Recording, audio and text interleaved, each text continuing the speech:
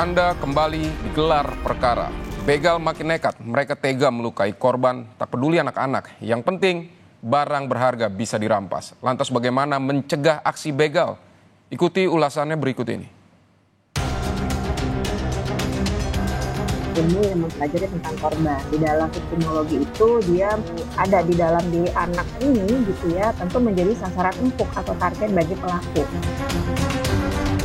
Sendirinya misalnya menggunakan HP di jalan, itu harus diingatkan berkali-kali gitu ya oleh keluarga bahkan sekolah bahwa tidak menggunakan HP untuk tujuan lain.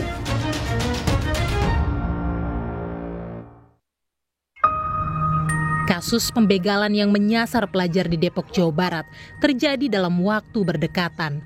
Para begal nekat melukai korban yang melawan atau mempertahankan HP-nya. Akibatnya, korban remaja DH terluka dan harus dirawat di rumah sakit. Sementara remaja CF yang mempertahankan HP-nya terseret motor begal hingga beberapa meter. Kriminolog Universitas Budi Luhur Cazizah Gusnita menilai bahwa anak, perempuan, dan lansia rentan menjadi korban tindak kejahatan lantaran secara fisik dan psikologis dianggap lemah. Ada yang namanya dari kajian victimologi, ilmu yang mempelajari tentang korban. Di dalam victimologi itu dia melihat ada sebuah karakteristik yang untuk seseorang atau individu ataupun kelompok dilihat dari kerentanannya ya. Kerentanannya itu ada dari fisik, ada dari psikologis. Nah, 3 teratas kita bicara yaitu anak, perempuan, dan orang tua atau lansia.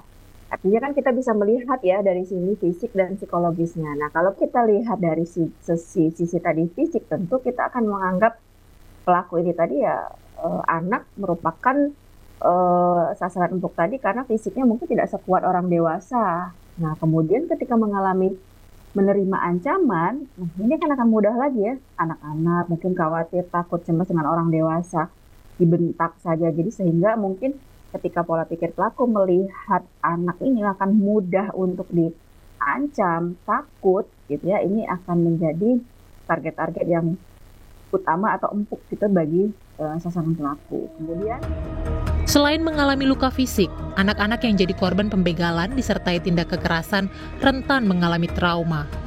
Komisi Perlindungan Anak Indonesia menyebut pihak terkait perlu memberikan pendampingan hingga pemulihan korban.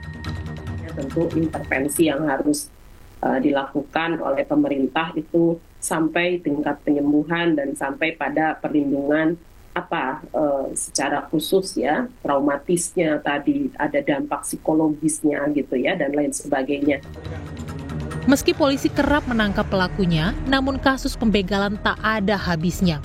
Kriminolog menyebut, selama para pelaku leluasa melakukan aksinya dan mudah menjual kembali harta hasil kejahatan, maka tindak kejahatan jalanan akan tetap ada. Lebih gampang untuk dilakukan untuk pelaku kejahatan tadi, gitu. Melihat kondisi juga tadi ya. Jadi kalau misalnya kebutuhan tidak ada, ngapain gitu. Berarti kalau dia mau jual lagi pun tidak ada yang mau beli, untuk apa dia melakukan kejahatan itu?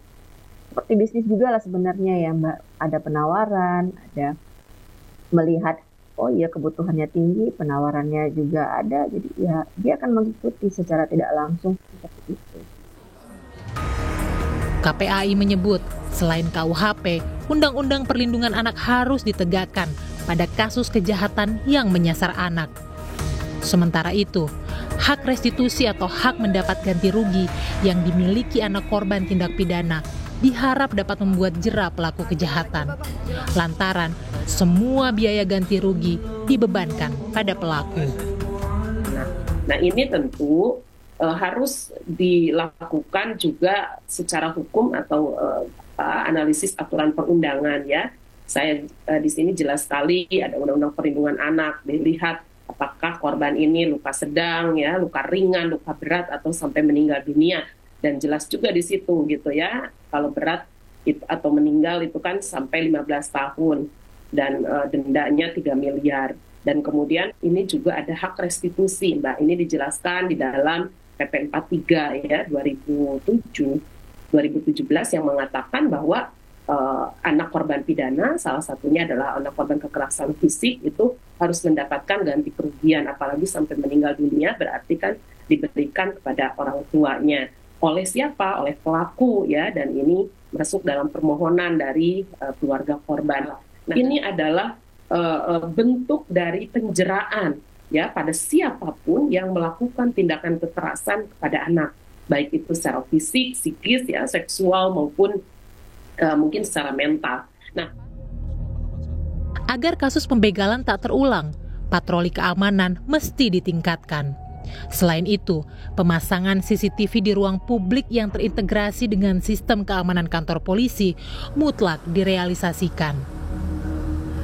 Sebenarnya CCTV sangat diperlukan ya, tidak hanya pihak-pihak swasta tertentu gitu ya, tapi aparat penegak hukum, pemerintah daerah setempat pun.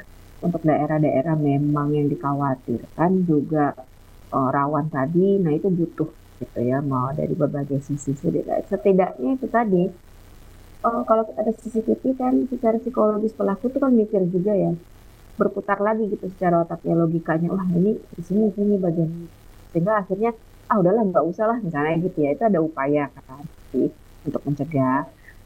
Saya kira juga terintegrasi dengan pihak keamanan ya, ada CCTV di area setempat ya. Saya kalau ngomong CCTV itu agak sedih ya Mbak, karena beragam kawasan dan beragam zona yang saya temukan itu boro-boro CCTV gitu ya. Bagi masyarakat, mengantisipasi tindak kejahatan dapat dimulai dari diri sendiri.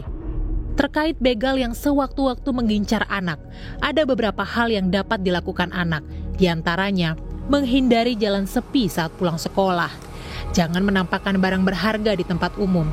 Waspadalah, kejahatan bisa terjadi tanpa ada niat dari pelakunya, tapi karena ada kesempatan. Ya, biasanya ada saja, mau jalan tikus misalnya, mau jalan ke bukit gitu ya, atau ya tadi gitu, tidak mampu menemukan ali, ada sekelompok, ada segerombol gitu, ada person ya, yang itu beritikat buruk. Dia dengan sendirinya misalnya menggunakan HP di jalan, nah itu harus diingatkan berkali-kali gitu ya oleh keluarga bahkan sekolah, bahwa tidak menggunakan HP untuk tujuan lain.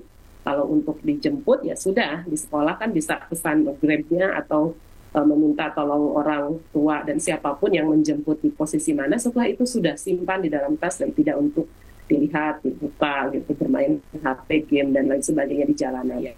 Ini yang kedua, anak sendiri diberikan langkah-langkah gitu ya, bagaimana terhindar dari adanya situasi potensi-potensi kekerasan ataupun tadi yang mengincar dirinya. Yang paling utama adalah dia harus bisa lari ke tempat ramai gitu. Dengan alasan apapun melakukan tindak kejahatan tidak dibenarkan, apalagi kalau sampai pelaku membahayakan nyawa korban. Hukuman berat pasti akan dijatuhkan. Bagi masyarakat, waspadalah, kejahatan jalanan bisa terjadi di mana saja. Tutup celah kejahatan, salah satunya dengan tidak menampakkan barang berharga Anda saat berada di luar rumah.